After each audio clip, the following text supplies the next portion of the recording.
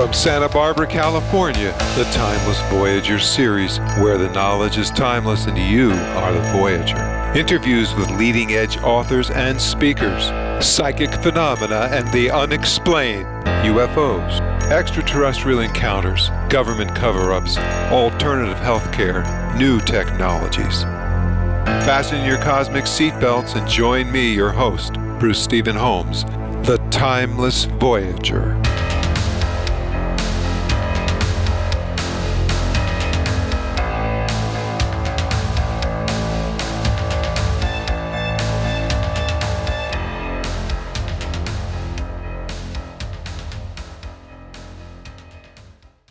Hello, everyone. This is Bruce Stephen Holmes for Timeless Voyager. My guest today is Felicity Eliot. She is the chief editor of Share International magazine, which is based in Amsterdam. She has worked as a teacher and a lecturer. Now, she joined Benjamin Creme's group in London. We're going to find out who Benjamin Creme is.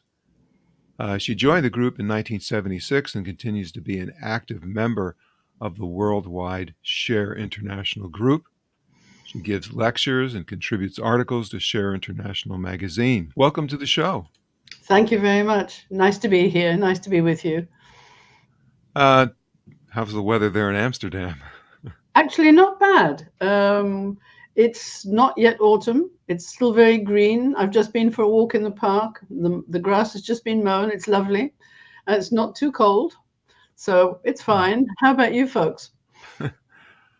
Well, we've had a very hot summer here in Santa Barbara. I don't know what happened, but normally it's never like that. But right now, today, it's about 70, which is nice. That's usually what it is every day, all year long. But for some strange reason, it changed this summer. Well, we're out of normal, aren't we? We're no longer in normal times, I fear, to do with our poor old planet, which is suffering terribly, and the climate crisis and so on. And most of nature is suffering. So I guess we have to suffer with it until we learn. Well, that's because we are part of nature, right? That's right. Absolutely. Tell me, for my listeners, or our listeners, tell us a little bit about Benjamin Creme, so they have a background. Yes. I believe you interviewed Benjamin Creme years ago. I think you did. I did back in, I think it was 1990. Benjamin Creme sadly passed away in 2016, but he dedicated all of his, certainly his adult life, to service to the masters of wisdom. And those are the masters as known by and introduced to the West by Madame Blavatsky of the Theosophical Society, and then a later further person working with the masters, a woman called Alice Bailey, an English woman, also worked with the masters and so on. And Benjamin Creme was in constant telepathic contact with his master. And he, therefore, was the recipient of certain information given to him by that master. And that information is crucial for all of us now at this time of in the planet's history and the world, the point that we've reached in the world. And that's to do with the future, but we'll come to that. Benjamin Creme was an artist, a painter. But as I said, he dedicated something like more than 40 years of his life to really working for the masters. And what that involved was lecturing, traveling the world, always for no remuneration. He simply plowed back any money that he made back into the making of books and so on. And he's the author of about 16 books, which are all, and some of which, by the way, are freely downloadable on our website. I'll give you more information about that later. And Benjamin Creme, as I said, was a fairly advanced person and was able to be in constant telepathic contact with his master. That, of course, developed over a number of years of training with his master. His master was in the Himalayas and is one of the well-known masters who will gradually be coming out in the next few years as the world situation unfolds and improves. Can we know his name, or is that? That is not going to be divulged until somewhat later on, and then that master himself will probably make himself known. And of course, along with the masters, and I'm sure quite a few of your viewers and listeners will know about this, a number of the masters work behind the scenes. They work through their, what we call disciples, people in the world who may or may not be aware of their contact with the masters. And it is really to do with service to the world in whatever form and in whatever aspect of life. So it might be, some of the masters might be inspiring people to work in science or in medicine, or to do with climate change and so on, or to do with art. And the masters put their ideas, stimulate humanity to pick up their ideas. And it is the intuitive, more sensitive people in the world who pick up these ideas and put them into effect. We implement the ideas, in other words. I'll just give a couple of examples. The Red Cross was inspired by the Master Jesus. Another movement which was stimulated, also encouraged by an idea put out by the Master Jesus, was the women's movement. So the movement for feminism, etc., was actually inspired by the masters. And this is how our life has evolved on our planet. The masters working from behind the scenes because of the question of free will. People will say, well, why are they behind the scenes? Why aren't they out? They certainly will come out the minute humanity is ready for them. Why they're working behind the scenes is partly an old historical reason, but one of the reasons is to leave us as free as possible to make our choice for change. And of course, we can all see at the moment that we really do need to change. Since, I was listening to a radio program recently in London, and I heard a young man saying, well, everybody knows that the world's broken. All the systems are broken. Nothing works. And he took it for granted that everyone shared that view. And I must say, many people do these days feel that the old systems are breaking down. Our political, economic, social, financial systems are no longer serving the purpose that they need to serve. In other words, to serve humanity. That's interesting that you would comment that way, because that's what everyone basically talks about, aside from political things. The real question is, what is this, and where is it going? I mean, this is it can be pretty scary.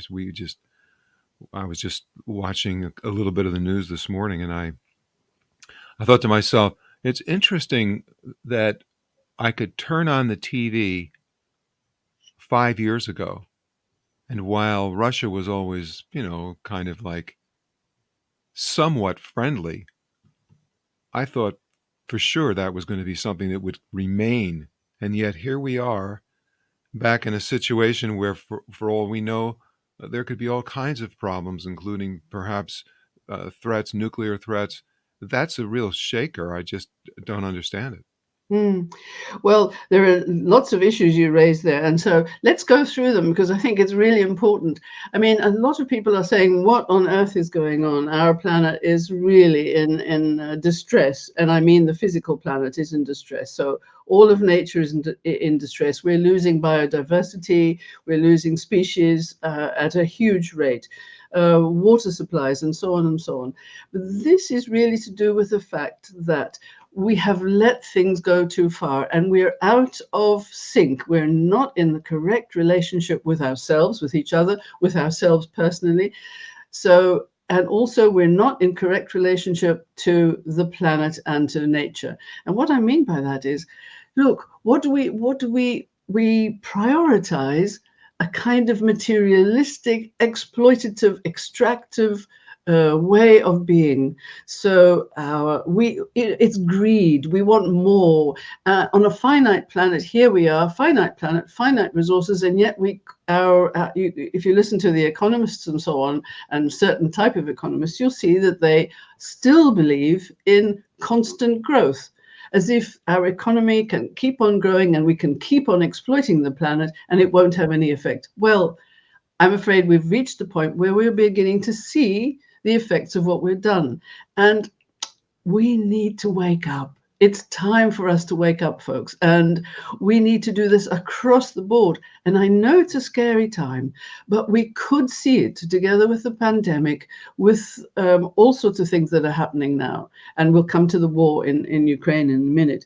It is time for us to say, wait a minute, can we go back to normal? Is it possible? What are our priorities? What do we want? Just recently, I interviewed, I'm sure you know him too, and your viewers probably know him too, Dr. Eben Alexander, who's a near-death experiencer, and talks about his experience. And if you read all of the literature along those lines, you will find absolutely almost without exception, that everyone comes back from their near-death experience and they say, and if you ask them, in a nutshell, what is the lesson that you have learned about life and death and so on? First of all, they say, well, there's no death, it's simply transition. That's number one. But the most important thing for most people who have had this experience is love and right relations, love and the right way of dealing with other people, and setting things to rights in all our systems, because our old systems, political, etc., we've just said, have collapsed or are on the point of collapse. I don't know if you see any news from the UK, from Britain, but you will have seen hundreds of thousands of people out on the streets, all talking about various aspects of the fact that enough is enough. We don't have the money. We're not going to pay. This is exploitative. It's unjust. And so the story of love, of right relations, of justice, this must be at the basis of the changes we make. Now, coming to your point about Russia and the war and so on, unfortunately, I must say, I think it's even bigger than that. I don't think that we can, yes, certainly I think it's an unjustified war. I have to say that. I'm speaking for myself. I'm not necessarily speaking for Share International at this moment. It's an unjustified war. However, what we have to realize is that behind the scenes, we have the vested interests of the military complex, the industrial military complex, which is making so much money, such profits at what cost? At the cost of lives, innocent lives, people maimed, destroyed, a country ruined. And because we have vested interest behind this, it is not for nothing that arms keep being manufactured. It pays. Same as big oil, big pharma, big money in all of these areas where they can make a huge profit while millions of people are starving. And it is getting worse. And you say the news is bad. It is bad if we look at how people are suffering. And that's across various countries. And in places where people were managing before, they're not managing now. And to be I hope it's a bit of a surprise to some people, I'm not talking about countries that are starving in Africa. They are. I'm talking about people who are having to make more use of food banks. I'm talking about people in Europe, in the States and so on, who are working 2 or 3 jobs and still having to go to food banks, to live on coupons and so on. And this is a reality of what we call a civilized society. It isn't, and we can't allow it to go on.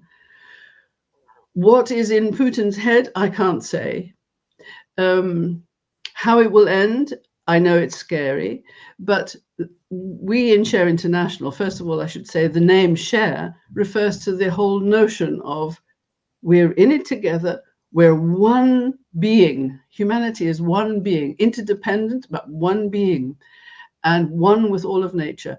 That being the case, we have to learn to share. And when I say share, I don't mean a sweet neighborly thing of sharing your garden tools or something. That too, that's great. But this is to do with a systemic change. So we change the structures so that we make sure that there is justice across the board, so that there aren't people desperately living in cars, if they still have a car, trying to feed their children or having to decide, do I heat or do I eat? Do I heat my home Do I feed my children?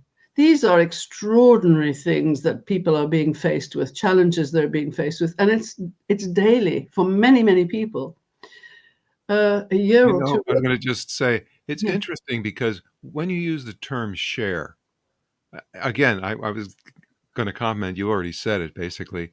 People don't realize the extent of what that really means. But I'm just thinking to myself, we will not live if we don't share air. I mean, my exactly. goodness, everyone takes that as some kind of like given. Yeah, There's the air will always be there.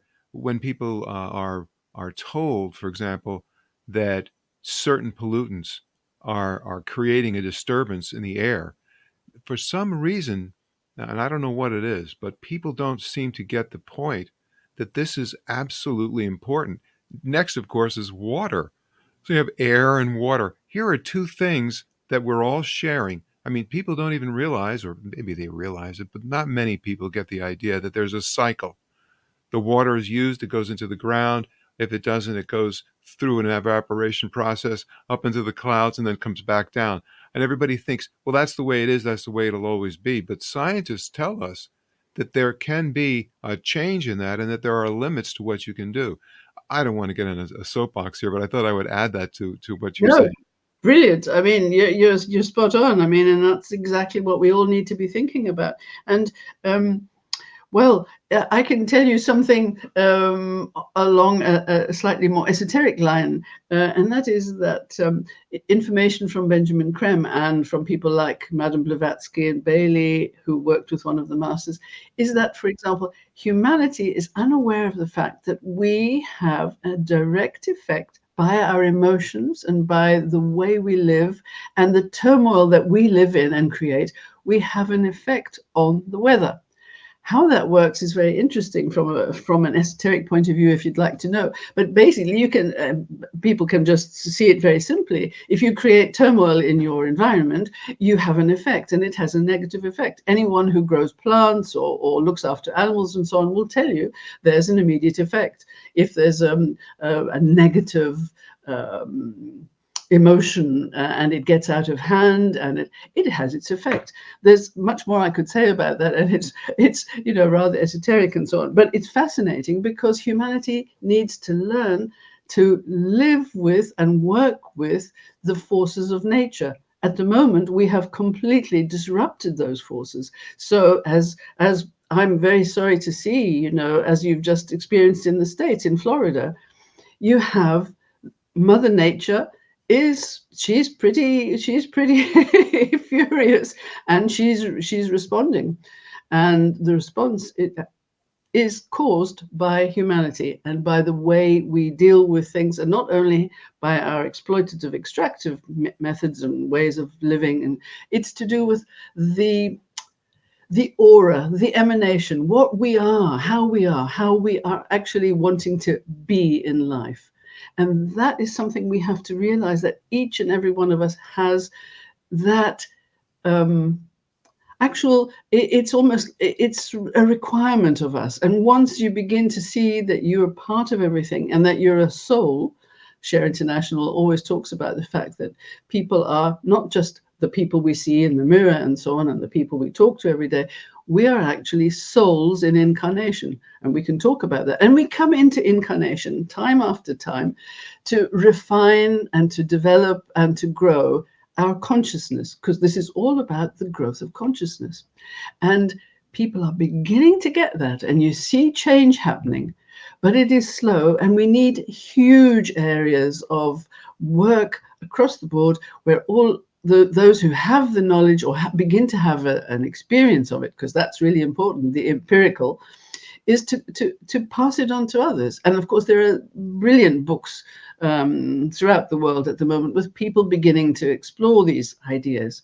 And I have to say, a Share International magazine does the same, and the books of Benjamin Creme do exactly the same. They give information which helps stimulate you to find the fact that you experience the fact that you are a soul, you're a soul in incarnation, and discover the purposes for which you're here. Tell me, while we're and I want to get to this part because I remember when I spoke to Benjamin, many years ago. We talked a lot about Maitreya. Now, would it be appropriate to start going in that direction? Oh, yes, certainly. Maitreya is, um, in a sort of a nutshell, first of all, Maitreya is the master of all the masters. He is the head of that group of advanced beings who are coming out into the world now. They have, as I said before, for 100,000 years worked behind the scenes, stimulating and encouraging and guiding humanity, whether we're aware of it or not. Now, if I mention to you all of the well-known geniuses throughout the ages, the Leonardo da Vinci's, the Michelangelos, the Einsteins, and so on, all of these people in their own way, along their own field, these people have been more advanced in their evolution, in their consciousness, and some of them were aware of the fact that they were contacted by and working with, encouraged by, stimulated by a master of the wisdom, a master of wisdom. Now, Maitreya is the head of all the masters. He's the eldest of a family of brothers. He was one of the first of humanity as a whole to develop to such a stage that he now embodies and anchors on our planet the energy of what we call love. Now, this is love not in the way most of us understand it, which is a lovely feeling that a warm and fuzzy feeling that we have towards each other. This is the energy of, let's say, coherence itself. It is the energy which holds the life, and it is the energy which actually is imbued in everything in our solar system at this moment. And Maitreya, as the head of the hierarchy of masters, we say hierarchy of masters is this group of masters who are more and more evolved, more evolved than most of us. They are coming out into the world now as teachers, as guides, etc. Now, Maitreya has been in the modern world in a physical body. I know many people, for example, who read the books of Rudolf Steiner, believe that the consciousness of love, of what they call the Christ consciousness, can only come as an energy. Well, that's wonderful and that is true, but added to that is the fact that Maitreya, the embodiment of love, of the Christ energy, the Christ consciousness, is now in the world, and he has been in the modern world since 1977. He lived before that. He had his base, as it were, in the Himalayas, as do many of the masters. They live in remote areas of the world. Now they're coming out into the world because it is time, partly because humanity is ready for it on the one hand, and partly because we've allowed the situation in the world, the circumstances in the world, to become so dire that we really need their help. So it is for those two reasons. But the masters are masters of economy of energy, and they would never be here unless it was really necessary and worth it. So they waste no energy, and they're the ones behind the scenes with Maitreya at their head who are helping, guiding, advising, encouraging, inspiring people to make the changes that are necessary. And so you see things like, for example, the worldwide movement started by Greta Thunberg, for example, the young girl she was very young at the time, and all the young people taking to the streets, making known their voice, making known their need, our need, humanity's need to listen to the science and make the changes. Now that is obviously a movement encouraged by, inspired by the masters. Whether the people taking part in it know anything about the masters, or who would probably scoff at the idea. Nevertheless, they're carrying out and making real the inspiration which they received from the masters. Maitreya is an extraordinary being. You'd like me to say something more about him. He's omnipresent, omniscient, and what connects him and us is his love and our heart and soul. The minute a person begins to meditate and becomes more and more aware of themselves as a soul in incarnation, they develop to a particular stage, and you have a heart response to the world. I don't mean wishy-washy and floaty and what people call foo-foo and so on. Nothing like that woo-woo. It's really to do with the fact that because the nature of the soul is altruistic, it wants to serve, it wants to help the world change. And what happens is the person, perhaps up to then, they've lived a perfectly good and ordinary life, but suddenly they get taken by the urge to begin to change things in the world, to work on a local level, to work in a national level, whatever it is, to change whatever they see is wrong. Now, each of us is drawn to a particular area of life which we find more important than others, or we find that's the right path for us. So it could be in science, could be in music, whatever it is, but working, you might be in local politics to change things. Now, the minute you know yourself to be a soul, that happens automatically because of the altruism and the desire for service of the soul itself. You begin to serve, and the heart is opened to the energy of Maitreya. He embodies that energy of love. And he says himself, through Benjamin Creme, every tremor of your heart is felt by me. He is in touch with us, and the masters are in touch with us. You know, I think there is something like, I can't remember the percentage, I might be wildly wrong at this moment, but there's a large percentage of Americans, for example, who in a poll said that they believed in angels and believed in being helped or saved in some miraculous way.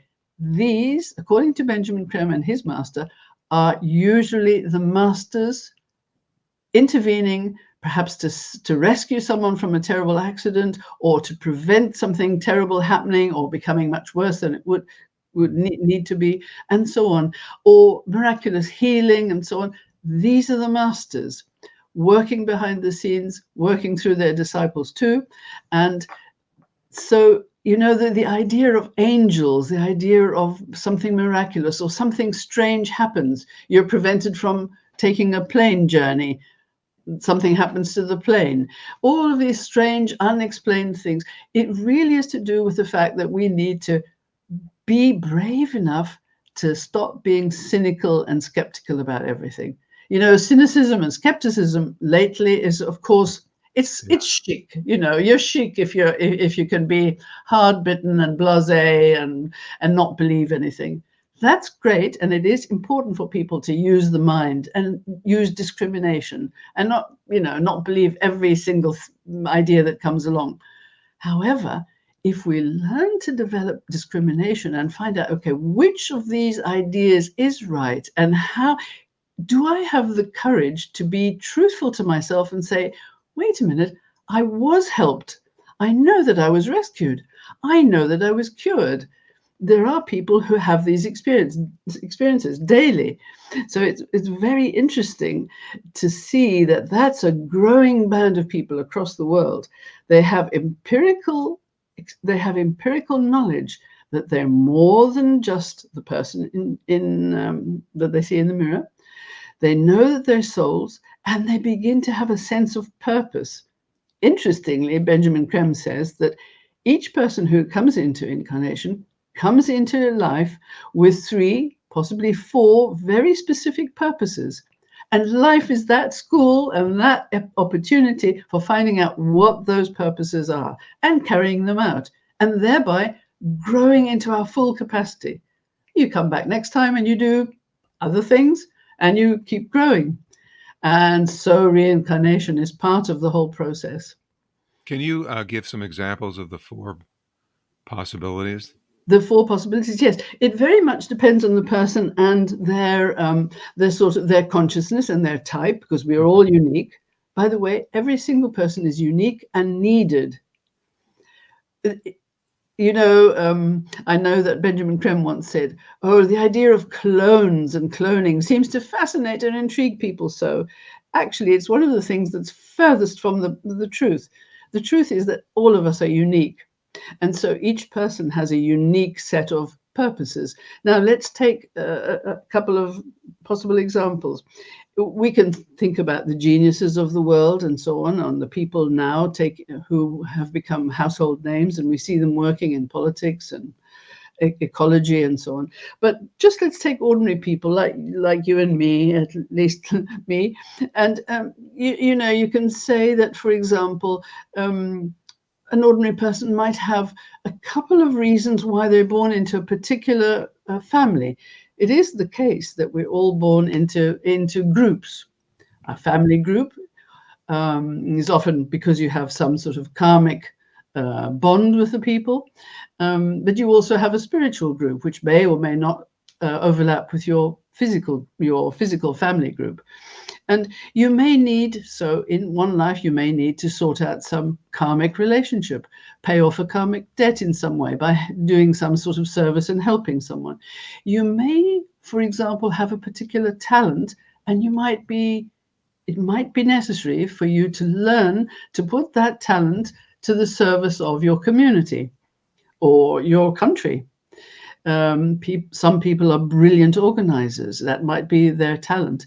And it might be precisely what they need to learn is to put that ability to organize and help people find their own way, that they might use that service. And that might be so for every life, there are these purposes. Now, they could be something very specific, like Benjamin Creme's particular role was to come into incarnation. He was given the talent as being an artist and so on. At the same time, he also he was given the purpose and the role of making known certain information, which he did. And other people are people who are making known scientific ideas, ecological ideas, which will help the planet. And that would be their purpose. Now, who knows, your purpose, my purpose might be to discover some ideas that we'd like to put forward and help the world grow by just letting these ideas come out and think about them and so on, to be a stimulus, to be a guide, to be somehow the yeast that leavens the bread and makes things happen. It's interesting that you say that, because in the beginning, if you don't realize who you are and, let's say, why you're here, one of the problems that you might have is that you have in your imagination who you want to be or who you aren't, and you feel bad about the fact that you're not that, and you might spend many, many, many years or your whole life trying to accomplish something that you were never supposed to be part of, just because you have this feeling that it would make you happier. And yet most people don't realize that usually what they're doing, which usually would be called mechanical or just basically just their basic dharma, if they're doing that, they are happy already, but they're looking for something else that would make them happier, when there are going to be limits to happiness. Yeah. I mean, life is a lovely challenge. It's a wonderful challenge. And sometimes it takes some of us ages to find out. And other times people are born kind of almost knowing straight away. You meet people who say, I always knew I wanted to be a doctor, right from the start, and so on. So people do have a sense of vocation, and that is what soul contact actually makes possible. So the more you meditate, the more you have a sense of your inner self, your true worth, your real qualities, and they begin to come out whether you want them or not. The more you meditate, the more they come out, the more you're, oh, yeah, that's what I want to do. That's what I should be doing. Or maybe not should be doing, but simply, oh, that's what I like doing. Oh, I can do that. I can help there. And so in that way, and Benjamin Creme, actually, through Benjamin Creme, his master brought to the world a particular type of meditation. And I'd like to mention that because it is extraordinarily dynamic. And at the same time, it is a way of serving the planet.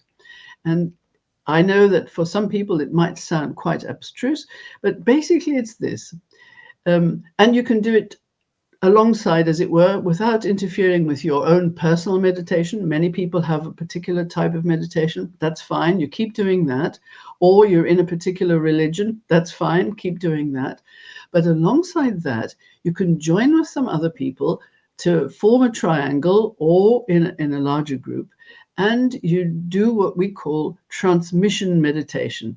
It's called that because it is to do with the transmission of energies.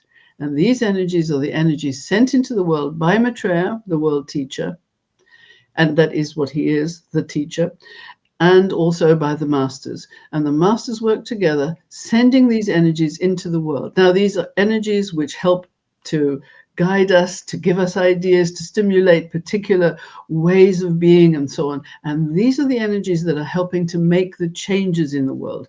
And the sensitive people in the world pick up the ideas, have a sense of the energies and so on, and they're therefore able to carry out make some new step, make some change, help in some way to move the world forward. Even if it's simply on a local level, everyone has the ability to make a change and make a difference in the world. And the minute you're meditating, that starts happening automatically. But transmission meditation is a very specific way of working, and it's working with the masters, helping your own evolution, but most of all, you're serving the planet, you're serving the masters, and helping the whole of humanity and our planet to move forward. And that's really, service. It's a great way of serving. It's very simple, by the way. You don't need to do anything in particular other than link up mentally if you're not together physically. But if you're together physically, simply get together and arrange to work at a certain time with a certain rhythm, perhaps 3 times a week or twice a week, whatever it is. And on our website, we give more information about it, about transmission meditation. And there's a very simple. Yeah, I should put that on my banner. I can actually do that while we're talking. But let me ask you this: is it the shareinternational.org, or is there more to it?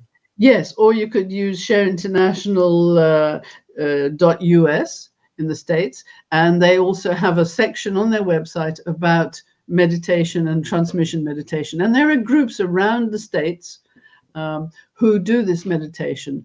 And there's a book, a free downloadable book about it too. And it's a great way to serve. People really find that their lives are enhanced, and it changes the quality of you because you become more yourself and happier in yourself and more aware of how you can help.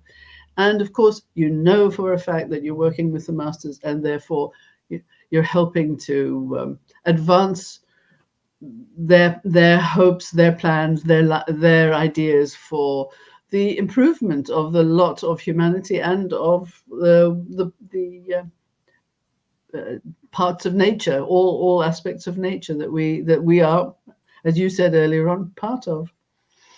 So, make sure that I'm not off on a tangent here, but are you saying that there's information that is coming down? I'll use the word coming down let's say it's coming down from another source.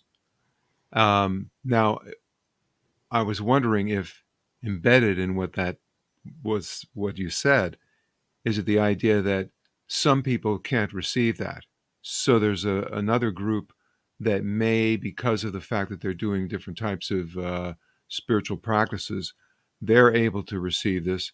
And so are you saying that okay, now I'll ask the question, because I don't want to keep talking about what you're saying. I'll ask the question.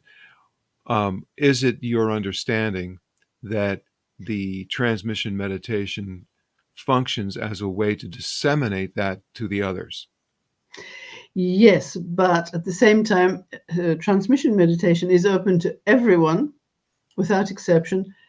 No, I shouldn't have said without exception. I should have said with the exception of 2 categories. One is if people have frail health, that is to say, if they have heart difficulties, the energies might just be a little bit too strong for them. So people with heart problems, and then also people who are perhaps unstable in some way, psychologically, emotionally. If they're too unstable, again, it might just be a little bit too much for people like that. However, anyone can do transmission, but the idea of the being used as a transformer, and I think that's behind your question, which is very astute. being used as a transformer is because the energies are so powerful that they need a transformer, as it were. So they need to be stepped down in order to make them more broadly available for all of us, for all of ordinary humanity, all of us. So in that way, we are functioning as a sort of a little transformer, and the energies are put through our chakras, through the higher chakras, and then sent out into the world by the masters, not by us. So we don't direct them to anywhere. It's not as if I say, right, well, I think I need to send some energy to Putin, maybe it'll stop him, or I need to send energy to Ukraine or wherever it is. No, it is a question of, we simply act as the transformers. So it's very interesting that your question is very interesting, because you have the sense of it, the energy is being stepped down to make them available for, and on a level. just as a point here, I was going to say, when you have electricity, exactly, it's available. Yeah. And then what you plug into the circuit is where that electricity goes. Yes, So exactly. evidently they're acting as a way to direct the information out. Yeah. That's it. Yeah, that's it. And that's available to anyone. And it's a great way of serving the world. And you know that you're doing something. And again, it's not taxing. And if you get into a habit of it, and so long as you're in good health and at least stable, emotionally stable and so on, there should be no problem. And you do it with other people. So that, and you can always ask them questions and so on. If I could reach it right now and get it, I think it's behind me on one of the shelves. There's a book by Benjamin Creme and his master called Transmission Meditation for a New Age.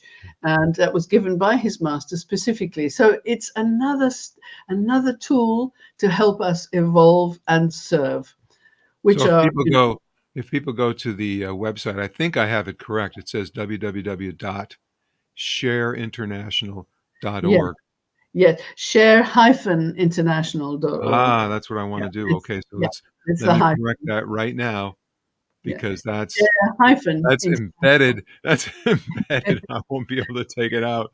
So I'm going to correct it now while we're doing this thing. Yeah. Thank you. For share-international.us or .org and so on. So, and if people want to order any of these books, and by the way, some of them are free. I think there are about 4 or 5 which are completely free, downloadable. And there's also, if you'd like to buy them from our own online bookstore, you can find it at share-ecart. So ecart.com. ECART. ecart.com. share-ecart.com. Well, at least I've corrected the one that we're looking at here, right. which says I see. share-international.org. Yeah. And there are such simple little books that cost literally, I mean, I think the price in the States is €2. For us, it's like, $2. For us, it's like €2.50 or something. There are books which are, for example, give you a broad overview called The Ageless Wisdom Teachings, for example. So they're PDFs, or is that what it is? Or yes. So downloadable like that.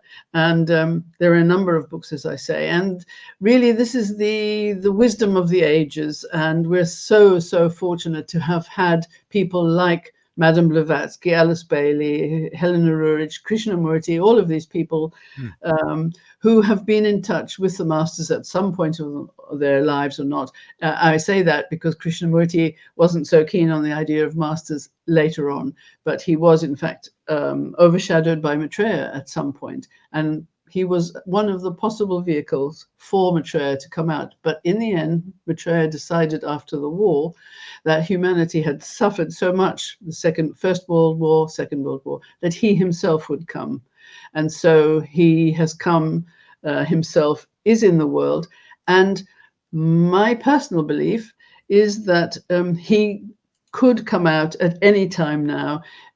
He, to my mind, could possibly have come forward. And when I say come out, that sounds strange. Let me explain that somewhat. It means that he would gradually make himself known. From Benjamin Creme, we have heard that, for example, the nuclear treaty discussions that took place a couple of years ago, started in Vienna, and are continuing behind the scenes and so on. The States, the Iran, etc., EU representatives, trying to rejig that deal with Iran and so on, the nuclear deal. Now, we know from Benjamin Creme and from his master that Maitreya was directly and indirectly involved in those negotiations and talks. So Maitreya is a modern man. I should really emphasize that. He's a modern man, as are all the masters, and they're working in all the fields that really matter to all of us. So, for example, we don't have to we don't have to see them in garb that came from, let's say, 200 years before Christ, or we could see exactly. them as ordinary people. Modern men in ordinary, and Benjamin Creme has written to say, when you see them, you'll be astonished at their simplicity, their normality, their humor, their, well, of course, extraordinary love and wisdom. And Maitreya, of course, is that as well, that extraordinary wisdom and love that goes, right to the heart of the problem, but expresses itself simply and in modern terms. Hence his teaching, which is, share and save the world. Because if we don't share, if we don't cooperate, if we don't see ourselves as one, we will continue to have what we have at the moment, which is conflict, war, competition, etc. And it is the commercialization, the constant, the need for growth and more wealth, etc., while everything is totally skew and all of our relationships are out of kilter completely with the rest of the world. And, we think we can continue. We can't. And unless we take Maitreya in his modern, absolutely up to the minute, cutting edge way of looking at things, and that is what it is, he looks and he sees and he says, folks, you have to change your economics. You have to change your politics. You have to learn to communicate and communicate really and truly with each other so that you cooperate. It's a question of unity and diversity. Accept the diversity, love it, embrace it, but see yourselves as one. Respect that and really work together. Be cooperative, not competitive.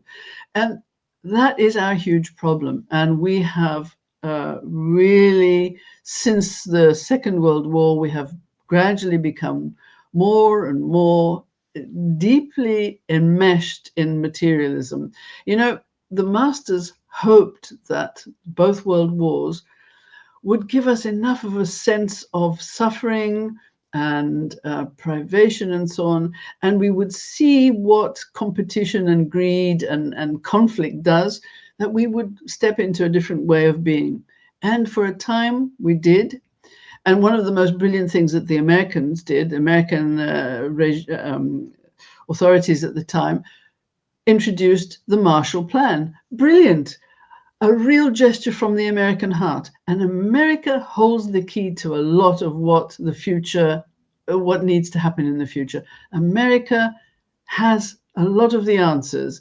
And if that wonderful, generous heart and generous spirit of ordinary Americans can be allowed to come to the fore, that would be the saving of humanity, because America has the influence, has the power, and it can lead in the right direction.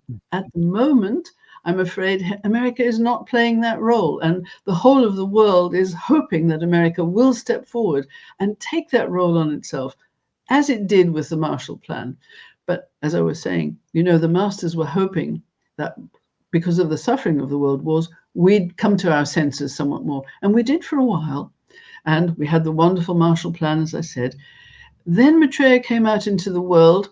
And when he did, one of the first things he did was to approach, he was the German Chancellor at the time, Willy Brandt. Now, some of your viewers might remember him, and your younger viewers will probably not have heard of him. But Willy Brandt was actually conscious of his contact with one of the masters and being contacted by Maitreya.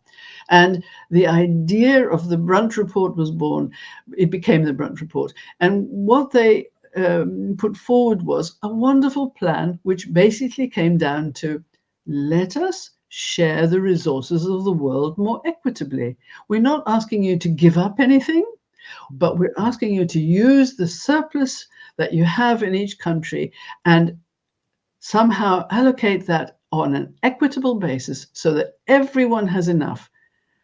Now, it's not a question, I know, as soon as people hear the word sharing, a lot of people get worried. Oh, dear, I'm going to have to give up everything. I'm going to have to go back to the Middle Ages, and there's loss of... No loss. A gain in your humanity and a gain in justice. The zero sum should be justice for all. And so we need to redistribute the world's resources equitably so that, because it's a human right, all of us need to eat, all of us need to have a place, roof over our heads. We need, as you pointed out, water, air. We need these things. We need healthcare. All of us need these things, and they are there as a human right. And it's by providence, by, if I may use the word God-given rights for all humanity. And they're not simply rights, they're actually basic needs. We need to have these things, and we need education, one of the things we need most of all. And there will be a job for every single one of us who wants to help the world in this coming time. And that is what the masters are here for. That's what they're waiting for. It is for humanity to make the step to say, yes, we will. We accept, we see that we can't go further as we are. We need to share. We need to come together. We need to start working as one in order to save all of us and to save our planet. We're up against it. We are seriously up against it, and we need to be serious and take it as a responsibility on each single one of us to make changes in our lives. And we can do it. We can do it. The only problem is that so much at the moment is in the hands of what I might call materialistic forces, the materialism of constant growth and wanting to make more profits and so on, big oil and big pharma and all the rest of it, making profits. As I said, while so many people are literally hungry, and they're not only in the what we would call developing countries, they're in Europe. A few years ago, some people died on the streets of London and Birmingham, on the streets, because they died of cold. They were homeless, and they died on the streets of our huge cities. How can we allow that? How can it be? When you say that humanity is one, how can we be okay with it, that we allow this to happen? We can't. And Maitreya says very much the same. He says, how can you allow this to happen? It's not the way we are. It's not the way we should be. And it hurts every single one of us. Whether we realize it or not, we feel uneasy, and we need to come into the ease of the loving nature that we really are, the loving beings that we really are. And that means hard choices, and it means modern hard choices. Hard at first, they might seem, but I believe it will be absolutely simplicity itself once you accept the fact and you feel together with Maitreya, because this is an experience that is waiting for us. Maitreya will give us an experience of ourselves as one being, and he will speak to each person, and you will hear him in your own language, whatever your language is, and you will sense, you will have a totally unifying sense of being one, and a sense of yourself as a soul, and that precious moment of you simply being. And you will experience his love, his energy, and it will enfold all of us. And we will have a sense, for the time that it lasts, it's what we call an overshadowing. He will be in touch with every single one of us. And at that moment, all of us will know that we're not only are we souls in incarnation, but that we are part of one great oversoul. And that will become the new basis. That will become the basis for a new reality.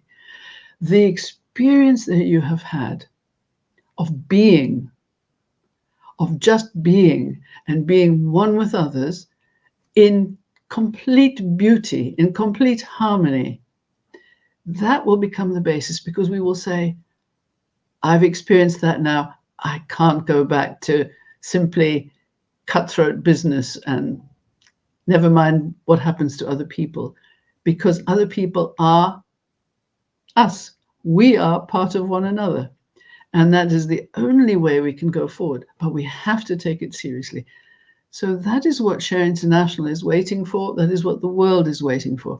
We believe that sooner or later, Maitreya, who is now in the world, as I said, modern, with modern ideas, modern solutions, this will gradually happen once people begin to hear his ideas, and he will not impose these ideas, not at all, because that is humanity's, let's say, humanity's great privilege and at the same time great problem. We have free will.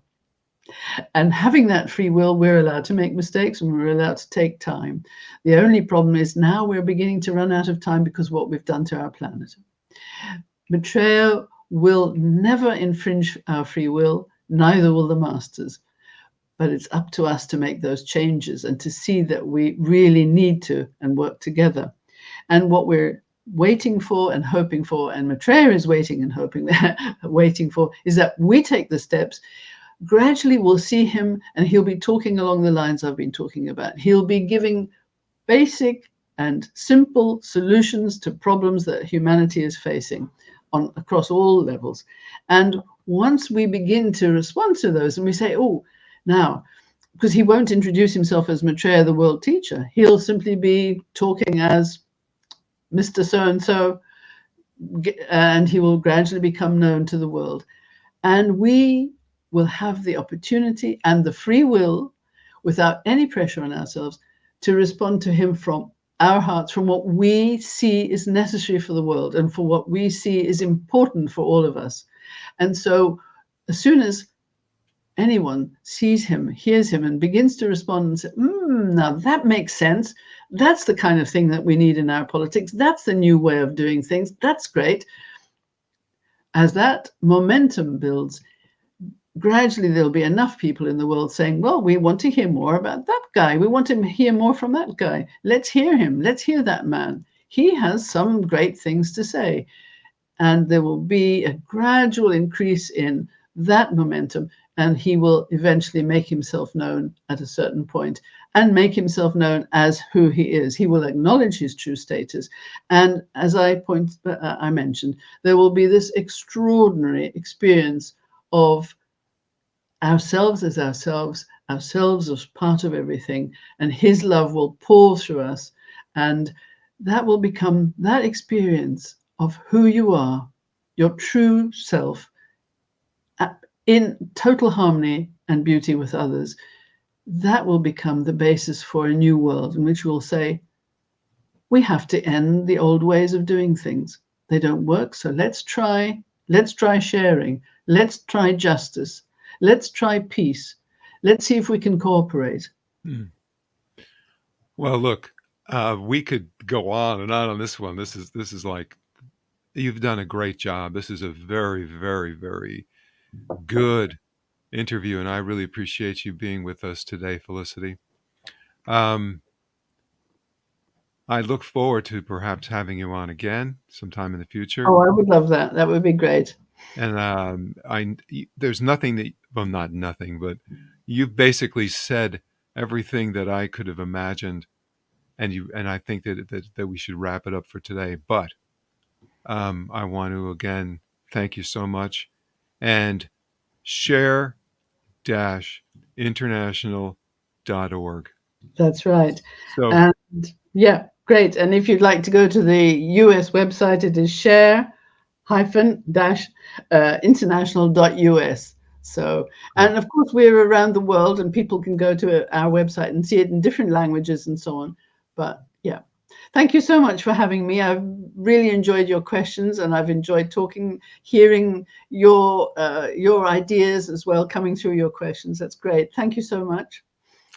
all right. And thank you, listeners, for watching the Timeless Voyager series. This is Bruce Stephen Holmes, and I hope that your own personal voyage through life towards the development of your highest potential is a joyous and successful one.